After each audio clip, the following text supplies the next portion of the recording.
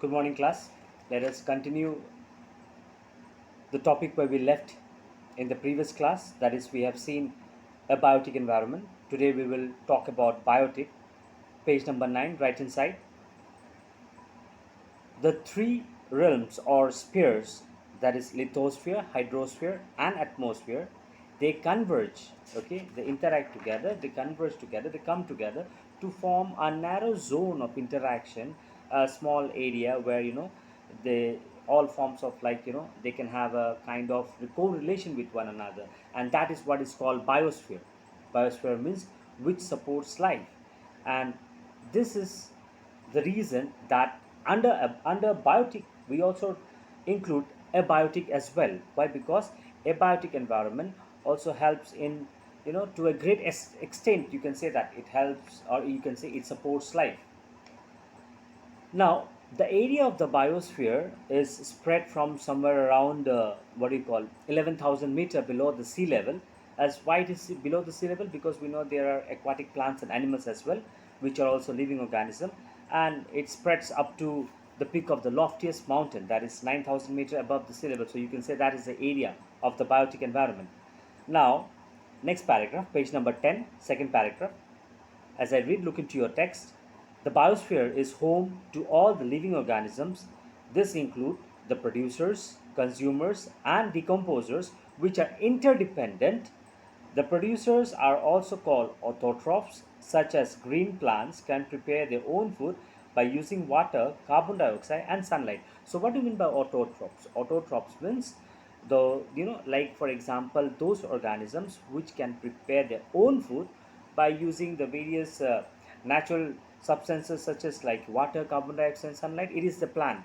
Okay, they are considered to be autotrophs. First of all, next, this, as I told you, that biosphere means it comprises of all living organisms. Therefore, the producers, those who produce, the consumers, and also the decomposers. Okay, so all these three is a part of biosphere, and they are interdependent. All right. Now, most of the other living beings are directly or indirectly dependent on plants for their food. We know the food chain. Maybe you have studied in your previous classes. Say, for example, you may not eat grass, okay, but those animals which feed on grass, there are various types of, this what you call non-veg, non-vegetarian, and all those who eat people like what you call goat meat and all, mutton and all. You eat those things, but whereas these animals, they survive on grass. So ultimately, directly or indirectly, we can say we depend upon plant, correct? Because if there are no plant, then the food that we eat, that won't exist. If that won't exist, ultimately we will die out of hunger.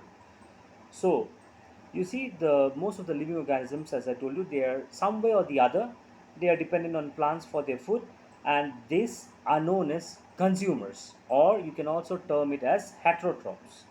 Now, consumers are of three types. First of all, herbivorous, secondly, carnivorous, and omnivorous. I hope you know what is herbivorous, carnivorous, and omnivorous. Let me give you a small one-line explanation. Herbivorous, those living organisms which feed on plants, and what do you call carnivores, which feed on and other animals, or you can say those feed on the other living being. Not living being, that won't be correct exactly, because even plants are living beings. So carnivores, you can say that those feed on other animals. Next comes omnivores, which feed on both plants as well as animals, like human being. They are, they come under the category of omnivores. Next comes decomposers. Decomposers include microorganisms such as bacteria, which cause the breakdown of the dead animals and plants. I was just going through one of the article where I found that the human body also consists of various type of bacteria. There are some thousands and millions types of bacteria. I don't know. I'm not so good at this. What do you call this bacteria portion science and all? But I just wanted to tell you that even in a human, like the food that we eat, in order to digest all those things, and many a times we have various viruses, bacteria within us, which are good viruses, good bacteria, which helps us to create antibodies, a kind of medicines for treatment. Many times you see people, they fall sick for a couple of 1 or 2 days, and they automatically get cured by themselves, maybe some small fever, cough and all. So that means there are some good viruses also inside us, the good bacteria, which fights with those, diseases and all. So likewise, decomposers, which includes the microorganisms such as bacteria and all, they they cause the breakdown of the dead animals and plants, and which plays a very important part in our environment. Now, how is energy transferred? Energy is transferred from one living being to another in the form of various food chain. Several such food chains link up to form food webs. Underline that. What is food chain and food webs? I repeat, energy which is transferred from one living being to another in the form of in that process, that is called food chain. And this several food chains, when they link up together, when they connect together, that's called food web. Now, all the food webs are delicately balanced, and if one link in the web is destroyed, all the other organisms will be affected. As why? They are directly or indirectly dependent upon one another. Like there was a, what do you call? I forgot that. Yeah, there was one particular movie with regard to what you call mobile towers, something like that. This mobile towers which are being installed. I don't know. I'm not that much aware about it, but got to know that it causes kind of a harmful radiations which affects the environment, which affects the so-called birds and all. And now is and there is when the number of birds decreases, ultimately what happens?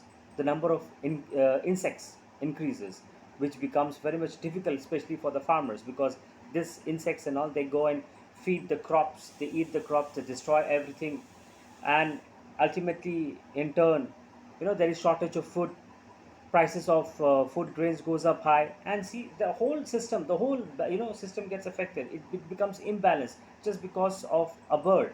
So that is what is explained out here, that if one link in the web is destroyed, all the other organisms will be affected. Okay, next we have interaction between the components of the environment.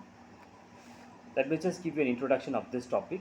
Okay, we will not finish up the entire topic today, but a small touch up so that you have an idea that what is this topic all about. Page number 10, left hand side.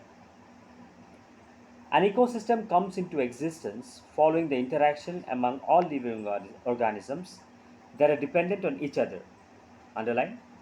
Ecosystem comes into existence following the interaction among all living organisms that are dependent, okay, on each other, and also their interaction with the physical environment in which they reside. For example, if I tell you forest, grassland, deserts, etc., this is a kind of a natural unit comprising the non-living and the living elements. Non-living such as, you can say, land, water, air, and the living plants and animals. So this all together makes the ecosystem.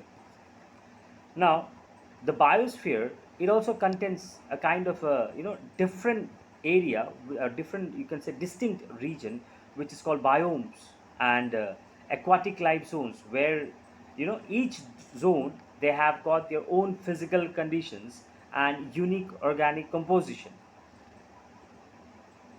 And the biotic and the abiotic components are not only interrelated, but also they function in a systematic manner. Underline page number 10, right hand side, just below the figure 1.3, second sentence. The biotic and abiotic components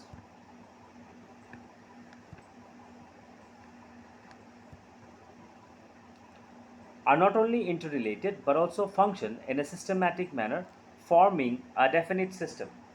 Now, this is why the biosphere is referred to as the global ecosystem and biomes as the regional ecosystem. Underline that. Difference between global ecosystem and regional ecosystem. Okay. Next, we have just one topic, that is human environment, and one paragraph from this topic. Let me finish up this topic, that is interaction between the components of the environment, and the next we shall do in the next class. See the last paragraph, page number 10, right hand side. Constant interaction between living and non-living things imparts a dynamic character to our environment. Constant, regular interaction between the living as well as the non-living, it gives a kind of a dynamic character to what the environment faces. And any change in the abiotic environment produces a resultant change in the biotic. Why? As we have seen how they are connected, correct? Especially in terms of numbers and the kinds of species. Living things in turn modify their physical environment to suit them. Yes, that's what we do. Like the best simple example, as this is summer days, what do we do when we feel hot? Switch on the fan. And when winter days comes, so we make the environment according to our comfort zone, right? So that which will suit us. That is what is mentioned out here. So, but what about this? If there is any change in the abiotic environment, the non-living environment, then ultimately what happens? It gives you a. You can also observe, good, a good amount of change in the abiotic as well because of the abiotic environment, and even in terms of different kinds of species as well. So today I will keep up to here. That is page number 11, just above human environment, and we shall discuss about the human environment in the next class, by which we will come to the end of the chapter. Please go through these two topics which I have discussed today, that is biotic environment and interaction between the components of the environment. All right, study well. God bless you all.